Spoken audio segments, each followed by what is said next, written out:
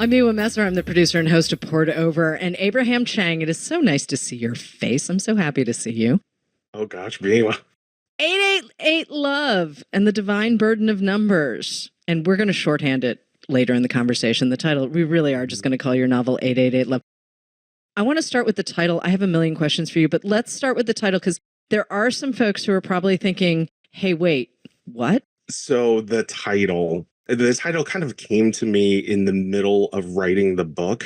For me, it was just very natural because in the Chinese culture, 8 and 88 especially, they're lucky numbers. And this whole book deals with Chinese superstition and numerology.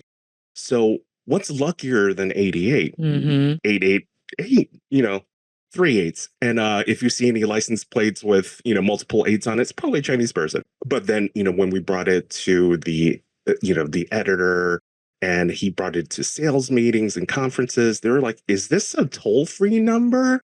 And I'm just like, well, the book is set in the 80s and 90s.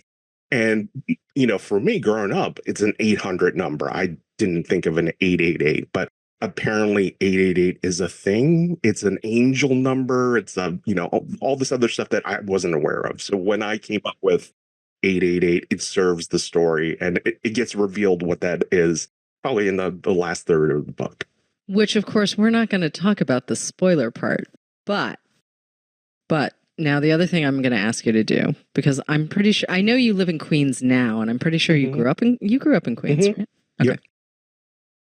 There are folks who are listening who have not experienced Queens. I think it's quite fabulous, and I love the whole expression of the borough and the sort of cross connections of culture that exist there. But I want you to walk people through Queens for a second, because it's really important to who these characters are. Absolutely. So Queens, to me, I mean, now, if you look at, Instagram or TikTok, it's become like this foodie capital. Right. People know that if you want food from Nepal, you have to go to Queens to get stuff that you can't get elsewhere.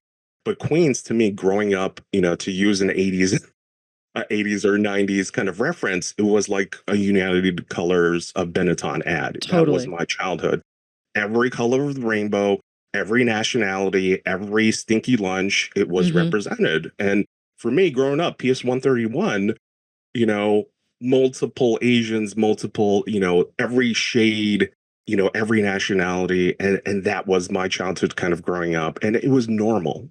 We just got along. We made fun of each other. It was okay. So Queens, that is the picture that, I wanted to paint.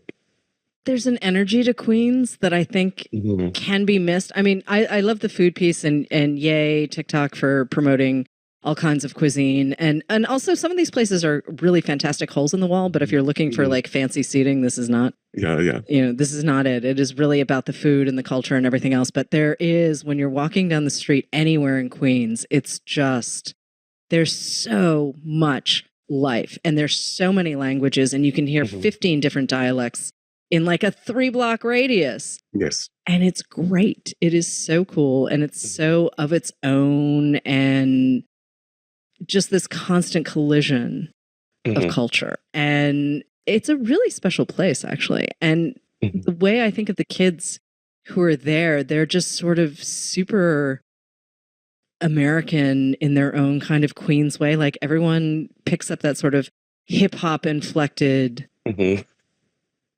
back of the brain kind of stuff and the slang and everything else. And I'm like, this is just a bunch of baby Americans. It's really great to see. They are really young. Like I think of Queens as a really young borough and really sort of up and coming, which is not necessarily demographically correct. I mean, there are folks who've lived in Queens for forever, but I just think of it as really sort of young and fresh and bouncy. Yeah. And there is that American ideal of what a melting pot should kind of be. Right? And, in my book, I talk about this Pan-Asian kind of, we come across people in our elementary schools or, junior high, and they're from another culture, but we all share this monoculture of, at that time, pop culture of all these similar references, but we're kind of referring to them from a Chinese American perspective, an Indian American perspective, a Filipina perspective. And on top of that, you're layering on this Queens aspect of it, this New Yorker aspect and attitude. So, it's just layer upon layer. The kids in this book, too, their pop culture references predate K-pop.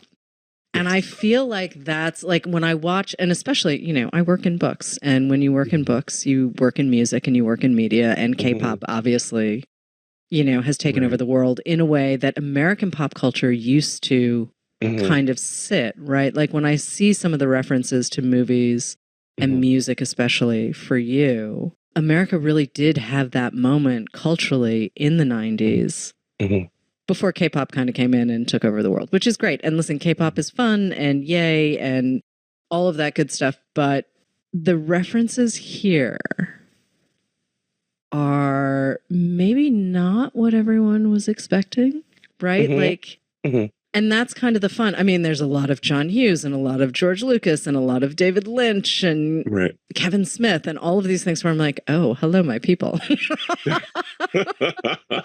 So I want to talk about how you set about creating this world, right? We're grounded in Queens, obviously, the super American experience, but also, an immigrant experience too, but a super American experience. And then you start layering in all of the movies, not so much TV, but all of the movies and all of the music. And it feels like it's very much of a moment, shall we say.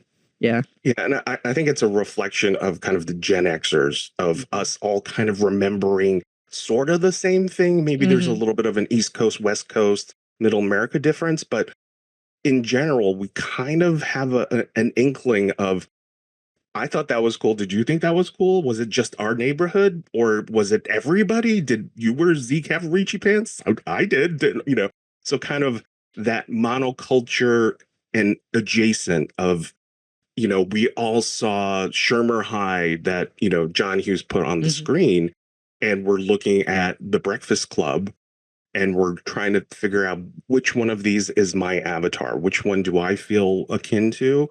And wait, am I supposed to feel akin to Long Duck Dong in, 16 Candles? Or do I feel more like, Bender? Bender, definitely. Okay, you and I have to address this right now. I hate that Long Duck Dong stuff. I hate it so much. I hated it when I saw it. It was not cute. It was not clever. It just made me so mad. And I had a moment where John Hughes was just on my list of people I was not fond of. And yes, it has a different name, but I think people are clear that I try not to swear on the show. Well, actually, I've successfully not sworn on the show. And if you know me in real life, you know that is not my baseline setting. But yeah, that Long Duck Dong stuff made me insane. I was just like, what is this? Who thought this was a good idea? Like, this is just gross. I mean, that I will get off my soapbox now, but yeah, I'm just saying it for the record. Ew. Just super ew. So I think a lot of that is cis white male, their vision of what America is. And, as a culture of many different colors, many different nationalities, we're exposed to this kind of same ideal of what our high school years are supposed to be like. And we're kind of like, is this a reflection or refraction? What's going on here? And how do I fit in? And what am I supposed to be taking from this lesson that I'm being told by these, esteemed directors? So I think a lot of that gets influenced into that Gen X brain. And, in the back of us as we're becoming humans, as we're becoming adults, we're just like thinking about these lessons and what is cool? Who am I in this space? And how do I feel like a successful heterosexual straight Asian male when I don't have that representation to kind of draw from? So I have to make it up on my own or piece it together. We also had to chase culture in a different way, right? We didn't have the internet. Like AOL was a thing that was coming, sure, but like pagers were high tech. Yeah. Pagers were totally high tech. We were not running around with supercomputers in our pockets. Like we hadn't even really gotten to texting yet. Like a pager code was a pager code, and then you had to go find a phone. And you had to hope that you had change in your pocket so you could make a phone call. I mean, it's wild the way we came across culture. and how we found like the stuff that we really liked. And honestly, sometimes for me, it was like people's older siblings, right? Like that was how we found some of the music and some of the movie. Or you'd be reading a magazine and you're like, I'm sorry, what is this? How do I find it? Where is it? Like everything was always a hunt. Like you couldn't just dial up on your computer and be like, where can I stream this? Like you really had to go looking for stuff. And you had to have your ear to kind of the pavement, and like word on the street is this is the cool new thing. And like, oh, really? Who else knows about it? Well, Tyrone in my class is the coolest guy, and he told me this is the thing to do. Okay, I'm going to do it. One of the things I love about 888 is you flip back and forth between the 80s and the 90s. And part of our guy, Young, part of his story is his two best friends. And there's Gina and there's Paris. And Gina's Filipina and Paris is Desi. And they are wild and wonderful. And they are messy kids. Like they're just messy, good friends. And I love this trio of characters. And obviously, I just want to start here for a second because they all just met because they were in school together and then they kind of had their thing. But they're all really different. And can we talk about their sort of creation? I mean, obviously, Young is the beating heart of 888, but he's got some pretty excellent sidekicks. Yes. So, people always kind of wonder what, with novelists, like how much of this is true, how much of this is fiction, what is based on real life. And a lot of it, I tell them, a lot of it is fiction, but a lot of it is influenced by a dozen or so people that I knew, or there was a story, or somebody told me this, or this is something I experienced. So I think the Gina and Paris characters are based on, 10 or 12 different people that I grew up with. And for me, kind of in the media, I've seen it maybe one or two places. There's been a lack of this kind of Pan-Asian. Yeah, totally. How we interact with other Asians, and where there are certain shorthand where, the Filipinas will get it, people from India or will get that thing with the Chinese kid, because there's certain things that we do share, certain things that we don't, but there's always that little degree of, yeah, I get you. You get me? And like, we just look at each other. Yep. And we know that pork is delicious. And like, we're gonna have pork when we go to, Gina's house, because that's what the Filipinos will have there. So things like that. And the genesis of them is, coming from Queens and just being around wonderful people like that and sharing that Asian American joy. A lot of it begins with, do you like this? I like this too. Do you have this problem? I have that problem too. Did they make fun of you that way? They kind of made fun of me that way too. So why don't we kind of form a little coalition of, different shades of brown here? When did you know you had Young's voice? Yeah. Young's voice, a lot of that is, I like to tell people it was the best psychotherapy session I ever did myself. Okay. So, fair. A little mild spoiler, I would say Young, Erina, and Susu are really my id, ego, super ego kind of thing. Okay. So those voices to an extent are hyper Abe, or, this is Abe's subconscious and this is Abe working out some stuff. Okay. So I think Young's voice was kind of there for me. And I don't know if we're going into the second person imperative. Oh, okay. We have many things to cover, but I do. Okay. I'm starting with the characters. I am so firmly grounded in these characters, and I didn't grow up in Queens. I like the place. I think it's really groovy. I love the energy of it. I love the people I've met from there. But it's, to me, in a lot of ways, all of these folks are familiar in that, like, we all grow up. We all figure our stuff out. We all have like messy, weird stuff happening. But I think the characters, also, it's a very tight cast. Like the main cast of this novel is very, very tight. Because sometimes with debuts, people are like, I should add everyone. And it's like, well, you kind of don't need to. So we are going to get to Susu and Erina in a second. But let's stick with Young first. Because he is the heart and soul of this book. And he doesn't always make great decisions. But watching him kind of figure his stuff out is, well, it's entertaining. Yeah. It's a comedy of errors. There is, a little bit of wish fulfillment of, if I went left or right there, the sliding doors kind of thing, or butterfly effect. But, a lot of that voice of the insecurity, that pain, and that I'm trying to be cool, but I know I'm not. But how do I put this veneer on that I can fool myself and fool everyone? That sort of thing, I think, resonates with a lot of us. And I think that voice, that old voice that we've heard when we're teenagers or coming into puberty, it's just something that you gotta have to kind of like curl up in a ball and like, hey, remember me? I thought I put you away in a corner, but I want to talk to you now. But also part of it is just wanting to be happy, right? Like, I mean, yeah, the cool thing is the cool thing, but also just wanting to be. This is a kid who really just wants to be, like, his parents are happily married. They have nice lives. He's got this uncle he adores, Susu, who we have to talk about because Susu, I really like this guy. I mean, everyone should have an Uncle Susu. That's really kind of how I feel about the whole thing. But he's a sweet kid. I mean, Young is a sweet kid. He's not, I mean, he's a little bumbly, sure, but I mean, he's just a nice kid trying to find his way in the world. And he's got this uncle who loves him, who's like, hey, kid, I got to go figure out my stuff, whatever. But Young is also, he kind of does want to be told how to figure it out. He's like, well, I don't know how to do this.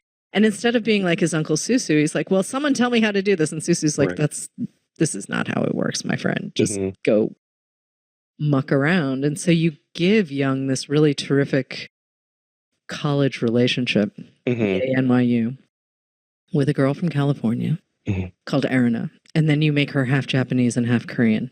And I love this character. And then you give it that hair disaster. I was like, I've never been brave enough to try making my hair blonde. Like, you and I have hair that is not meant to be blonde, and I am not willing to sit there for 77 hours while someone does something terrible to my head. It's never going to happen. But Erina and Susu, okay, they're also obviously part of you, but they are their own characters. Yes.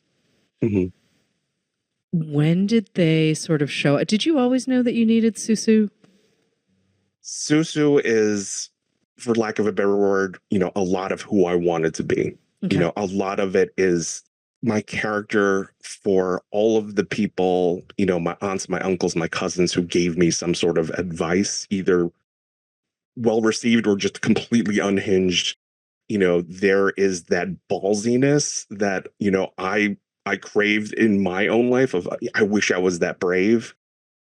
And Susu became that person in the book to kind of be a guide who's also trying to find his own way and is also making his own mistakes and is trying to kind of put on that brave face for his young nephew who is looking at him for some guidance. And he's still figuring it out himself. And he's just like, well, this worked for me. This worked for you. Let's give it a shot. And, life is always about that change and that next journey. And I think that Susu is, commendable for doing that in a country that kind of is always looking at him slightly differently. And for him riding a Harley, changing his hairstyle and his facial hair all the time, finding his identity in a place that really doesn't feel like his own and being brave enough to say, I'm going to make it my own. That is something that I would want to be, for lack of a better word, a role model for some of us. Okay. And structurally, here's the fun stuff. Structurally, you do a lot in this book, right? There's a whole lot of epistolary musing going on. You've invented conversations with, famous people that just sort of drop in. There's a lot happening. You switch voice. You jump back and forth in time. Not your typical debut. It all works. But I want to talk about structuring a novel. You've got the characters, you've got the voice, you've got the basic idea of what you want to talk about. But structure matters, right? So how did we get to this version of 8-8? I'm sorry, this is not first draft material. So obviously this book has gone through a couple of evolutions. Yes. And, I credit my editor, Zach Wagman at Flatiron, for kind of helping me figure it out. Because for me, it's kind of like, this is 20 years of my brain, and like, I don't know if I'm going to get a chance to do this again. This is everything I kind of want to do, but how do we do it so that the reader gets it, or at least gets a sense of what I'm doing and where I'm going, textually, metatextually. There's Easter eggs everywhere. Yes, are. There's tons of there's Easter eggs on the jacket. There's Easter eggs in the author bio. There's Easter eggs on, what it says every page. There's an Easter egg staring at you in the face that I don't think anybody's found it yet. But, structurally, I think part of it was, the editorial process where we don't want to feel unmoored at this point. What do we do?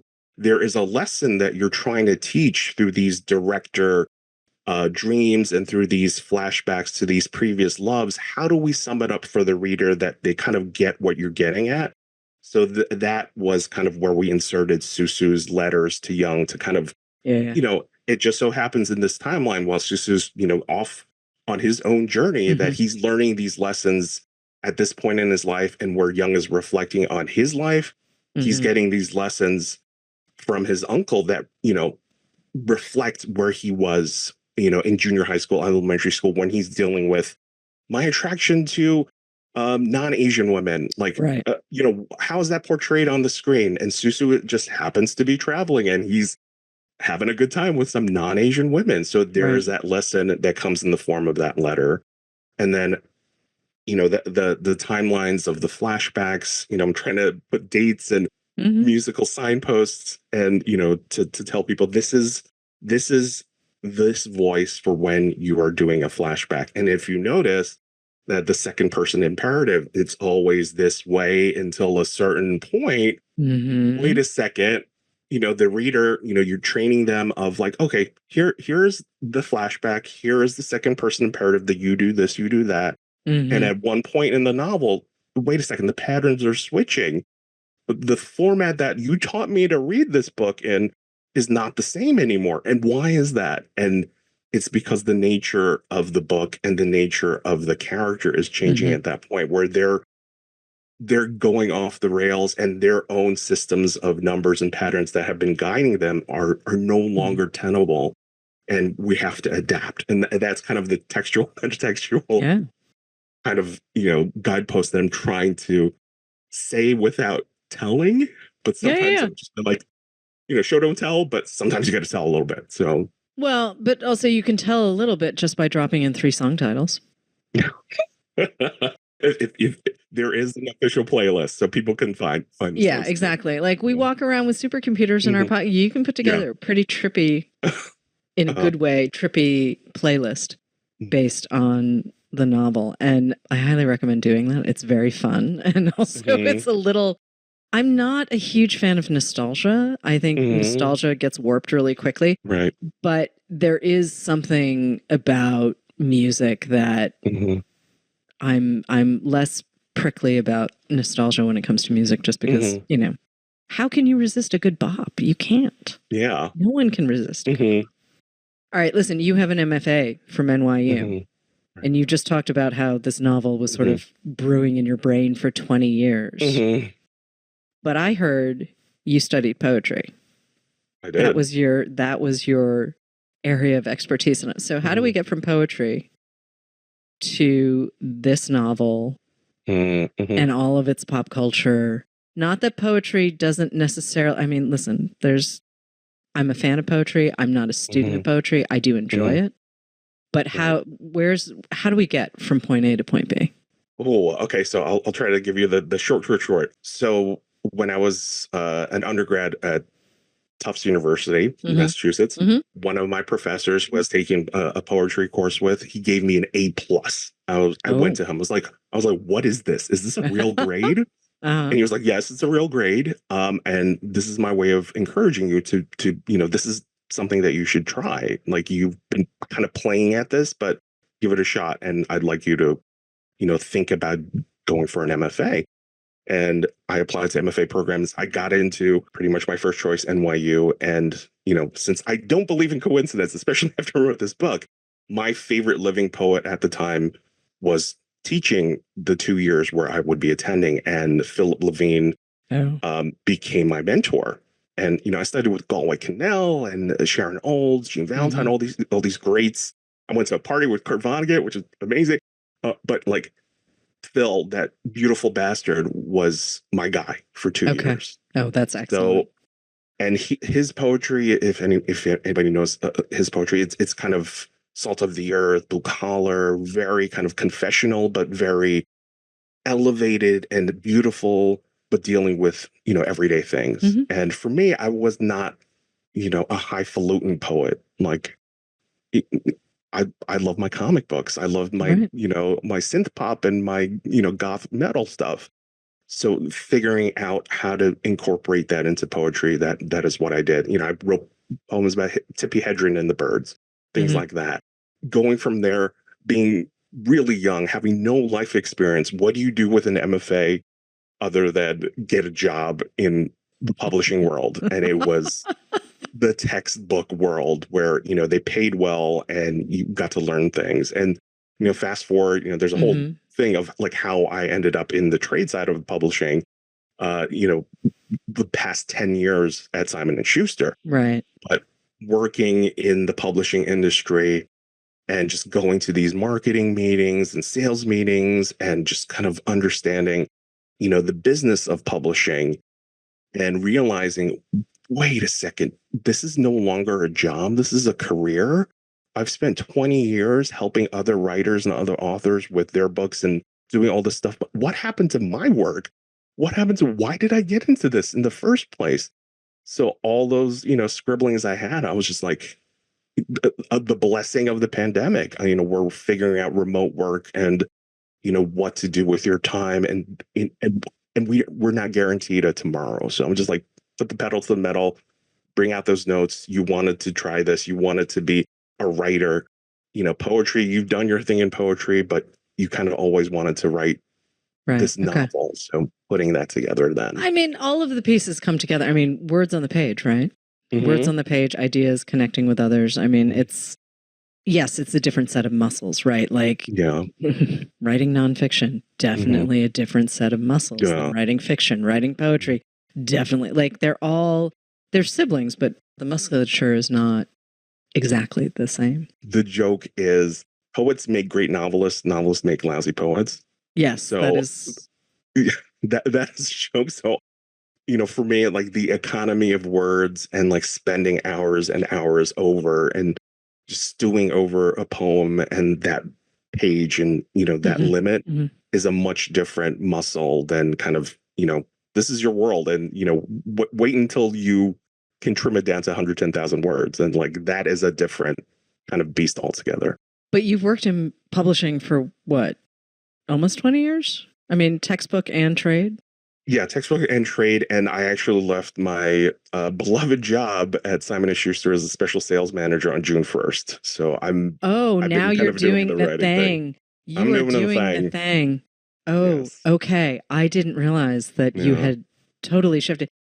But I do think, and I'm just looking for you to confirm this, I do think there's probably stuff that you picked up in all of those endless meetings that we book people like to have that isn't necessarily stuff that you would have learned in an MFA program or even from a beloved mentor, because everyone has a different publishing experience, right? Like you can be a huge name, you can be a little, everyone has a different publishing experience.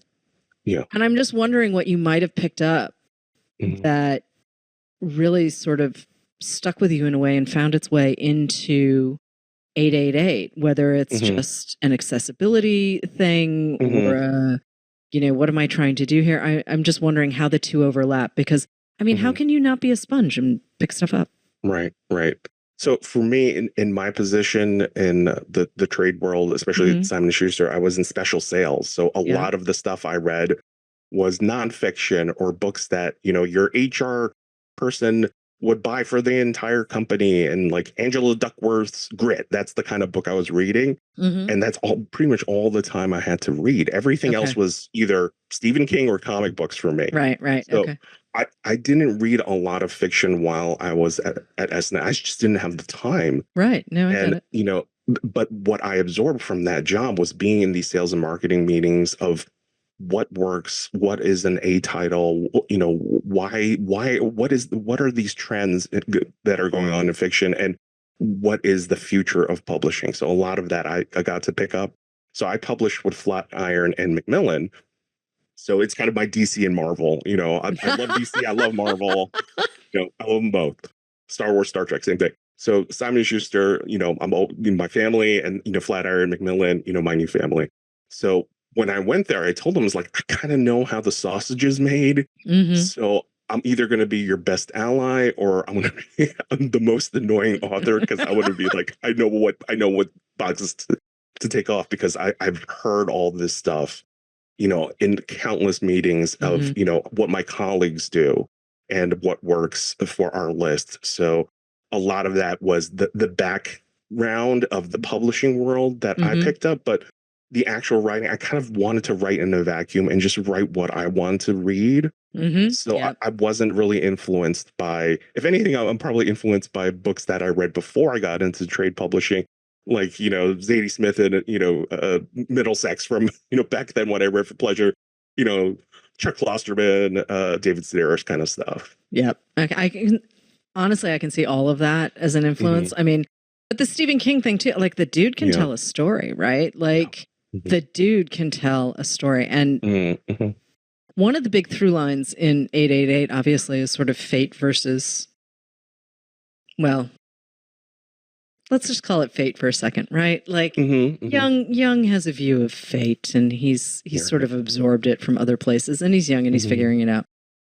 But how much do we believe in fate, and how much do we believe in story, right? Like, isn't it just a matter of how you tell the stuff, right? If we think about how Young approaches numbers and numerology and what he believes, and on the flip side, what, Erina believes, or what Susu believes. I mean, where do you fall on the fate thing? Where do you fall on the continuum of fate versus, life? Well, I think part of this book and kind of my own working out of my faith and my beliefs is that, it's what you make yourself. You can be told so many things, and like that Queen's melting pot, there's this from Sunday school, there's this from the movies and music I watch, there's this from my friends. And in the end, we're all alone figuring it out.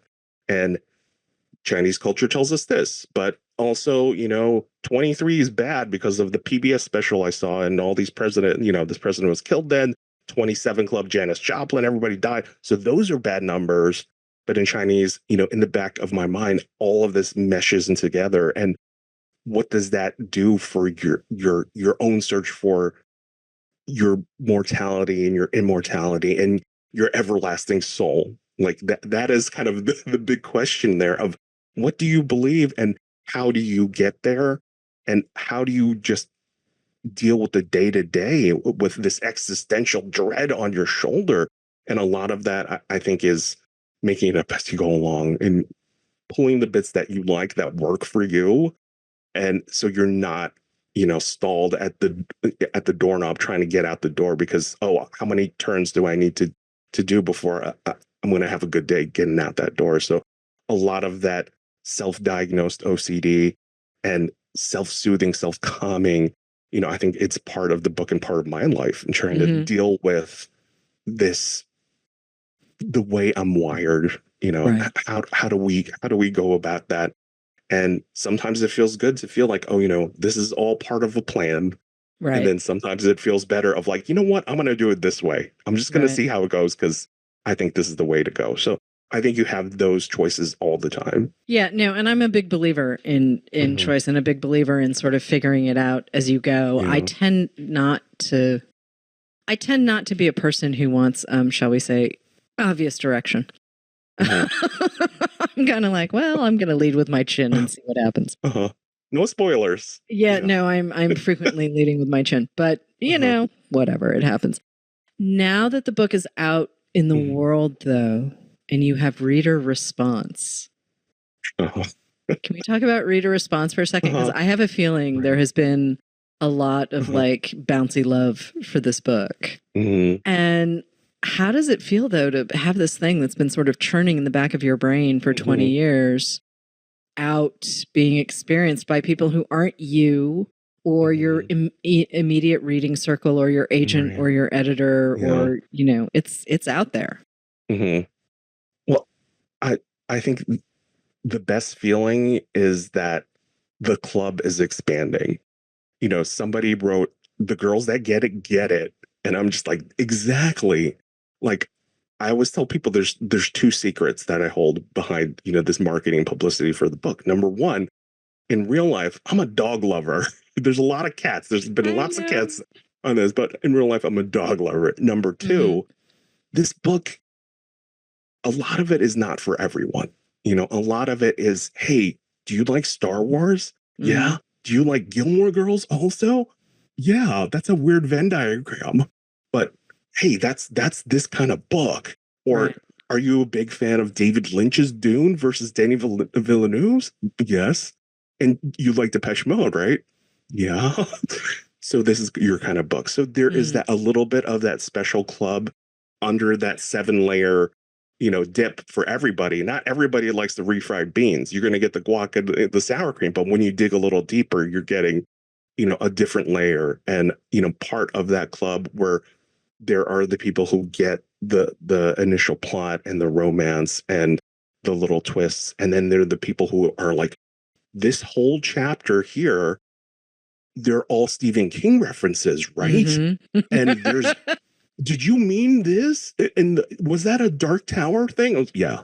So there are the people who get it on that level, which is really satisfying for me as like, a weird, lonely geek that, you're finding, we're simpatico there. You get it, right? And, especially I think, there are certain points in the book where I feel like I'm really going for something here. And like, if I saw this on the screen or if I read this in a book and I'm cheering on the creator of like, I see where you're going with this. This is risky. I don't know if you could pull it off, but at least just give it your all and just go for it because it's worth the journey to kind of accomplish something that is that kind of out there. So I'm hoping people who are getting there are going to kind of appreciate the ramp up that I tried really hard to get across. But it's really for like the bookworms, the pop culture geeks, and like, the hopeless romantics, all in one package. Well, I've also seen comps to High Fidelity by Nick Hornby, which I think is appropriate. And also Ready Player One, which I hadn't thought about, the Ernest Cline. And but I like the idea that you can do more than one thing on the page, right? Like you don't have to just have the one thing. So I just wanted to get those in too, because honestly, the Ready Player One thing, I was like, oh, right. Right. Did writing 888 change you as a reader? Did it change you? I mean, obviously it changed you as a writer because this is the thing you're doing, but as a reader, did it change you? Right. As a reader, yes and no, because I think I think this is a good place to kind of bring up the second person imperative. Okay. And me revisiting Lori Moore. Okay. So Lori Moore in high school, my beloved creative writing teacher, Judith Casella at Stuyvesant High School. Yeah. She introduced us to Lori Moore, and it was Hal from Self-Help. And me as a, high schooler, Stuyvesant High School, math and science all day, but I really loved, the arts and everything. So this was my favorite class.